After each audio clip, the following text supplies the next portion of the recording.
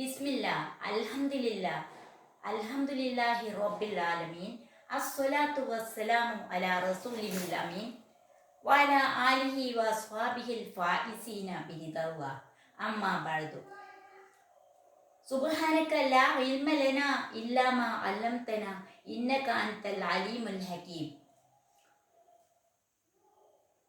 ബഹുമാനപ്പെട്ട event chair, judges, എൻ്റെ ശബ്ദം ശ്രവിക്കുന്ന മാന്യ ശ്രോതാക്കളെ, അസ്സലാമു അലൈക്കും വറഹ്മത്തുള്ളാഹി വബറകാതുഹു.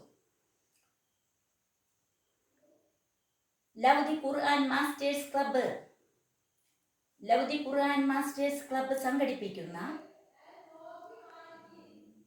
ഇന്റർനാഷണൽ സ്പീച്ച് കോൺടെസ്റ്റിൽ പങ്കെടുക്കാൻ ഉദ്ദേശിച്ചുകൊണ്ട് ഉണ്ടാക്കിയ ഒരു വീഡിയോയാണിത്. ഇതിലെ നിർദ്ദേശം പരിശുദ്ധ ഖുർആനിലെ 54-ാമത്തെ സൂറത്തായ സൂറത്തുൽ ഖമറിലെ 17, 22, 32, 40 എന്നീ ആയത്തുകൾ ആവർത്തിച്ചു വരുന്നതിനെ ആ ആയത്തിനെ തദബ്ബുർ ചെയ്യുക എന്നുള്ളതാണ്. ബിസ്മില്ലാഹിർ റഹ്മാനിർ റഹീം. വലഖദ് യസ്സർനൽ ഖുർആന ലിദ്ദിക്രി ഫഹൽ മിൻ മുദ്ദക്കിർ. തീർച്ചയായും നാം ഖുർആനിനെ ഓർമ്മിച്ച് മനസ്സിലാക്കുന്നവർക്ക് എളുപ്പമാക്കിയിരിക്കുന്നു. ഓർമ്മിച്ച് മനസ്സിലാക്കുന്നവർ ആരെങ്കിലും ഉണ്ടോ എന്ന് അള്ളാഹു സൃഷ്ടികളോട് ചോദിക്കുന്നു. ആ സൃഷ്ടികൾ അതിന് ഉത്തരം പറയാൻ ബാധ്യസ്ഥരാണ്. പരിശുദ്ധ ഖുർആൻ ശരിക്ക് മനസ്സിലാക്കുന്നവർക്കും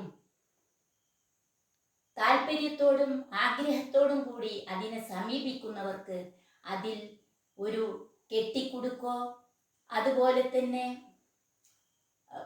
ബുദ്ധിക്ക് നിരക്കാത്തതോ അതിൽ കാണാൻ പറ്റുകയില്ല. പരിശുദ്ധ ഖുർആനാണ് മനുഷ്യന്റെ ജീവിതത്തിന്റെ എല്ലാ കാര്യങ്ങളും വിവരിച്ചു തരുന്നത്. ആദ്യം വിദ്യാഭ്യാസത്തിന് ഖുർആൻ ഒരുപാട് പ്രോത്സാഹനം നൽകിയ ഒരു സൂറത്താണ് ആദ്യമായി മുഹമ്മദ് നബിക്ക് ഇറങ്ങിയ സൂറത്തുൽ അലഖ്. സൂറത്തുൽ അലഖിലെ 5 ആയത്തുകളാണ് ജിബ്രീൽ ആദ്യമായി നബിക്ക് വഹി നൽകി ഓതിക്കൊടുത്തത്. ഇഖ്റ ബിസ്മി റബ്ബിക്കല്ലദീ ഖലഖ് ഖലഖൽ ഇൻസാന മിൻ അലഖ് ഇഖ്റ വറബ്ബുക്കൽ അക്രം അല്ലദീ അല്ലമ ബിൽ ഖലം അല്ലമൽ ഇൻസാന മാ ലം യഅലം. നീ ഓതുക നിന്റെ റബ്ബിന്റെ നാമം കൊണ്ട്. എങ്ങനെയുള്ള റബ്ബാണ്? ഇഖ്റ ബിസ്മി റബ്ബിക്കല്ലദീ ഖലഖ, നിന്നെ സൃഷ്ടിച്ചതായ. ഖലഖൽ ഇൻസാന മിൻ അലഖ്, മനുഷ്യനെ രക്തപിണ്ഡത്തിൽ നിന്നും അവൻ സൃഷ്ടിച്ചു. ഇഖ്റ വറബ്ബുക്കൽ അക്രം, ഏറ്റവും ഉദാരനായ അള്ളാഹുവിന്റെ നാമം കൊണ്ട് നീ ഓതുക. അല്ലദീ അല്ലമ ബിൽ ഖലം, പേന കൊണ്ട് പഠിപ്പിച്ചവൻ. അല്ലമൽ ഇൻസാന മാ ലം യഅലം, മനുഷ്യനെ അറിയാത്തത് പഠിപ്പിച്ചു കൊടുത്തവനാണ് അള്ളാഹു. ഇതിൽ നിന്ന് ഖുർആൻ നമ്മളെ വിളിക്കുന്നു വിദ്യാഭ്യാസത്തിലേക്ക്. പേന കൊണ്ട് എഴുതുകയും വായിക്കുകയും ചെയ്യണം എന്നുള്ളൊരു പ്രോത്സാഹനമാണ് ഈ സൂറത്തിലൂടെ നമുക്ക് മനസ്സിലാവുന്നത്. വേറെ ഒറ്റ ഗ്രന്ഥവും ഇങ്ങനെ വിദ്യാഭ്യാസത്തിന് പ്രാധാന്യം കൊടുത്തതായിട്ട് നമ്മുടെ അറിവിലില്ല. പരിശുദ്ധ ഖുർആൻ എന്ന ഒരു വേദഗ്രന്ഥമല്ലാതെ വേറൊരു വേദഗ്രന്ഥവും ഇതിന് മാറ്റുകൂട്ടാനില്ല. നമ്മൾ സദാ ഖുർആനിന്റെ ആഴത്തിലേക്ക് കടന്നുകൊണ്ട് അത് പഠിച്ചു മനസ്സിലാക്കണം. ഖുർആനിനെ ശരിക്കും മനസ്സിലാക്കുന്നവർക്ക്, അതിൻ്റെ ആശയം ഉൾക്കൊള്ളുന്നവർക്ക് അള്ളാഹുവിൻ്റെ കാരുണ്യം ചൊരിയും. മലക്കുകൾ അവരെ വലയം ചെയ്യും. അവർക്ക് സമാധാനം വർഷിക്കും. അള്ളാഹു അവന്റെ അടുത്തുള്ളവരോട് ഇവരെ കുറിച്ച് സംസാരിക്കും. മുസ്ലിമിന്റെ ഹദീസാണിത്. സൂറത്തു ദഹ്റിൽ അല്ലാഹു പറയുന്നു, ഇന്നാ നസ്സൽനൽ ഖുർആന അലൈക തൻസീല, നിന്റെ മേൽ ഞാൻ ഖുർആനിനെ ഇറക്കിയിരിക്കുന്നു.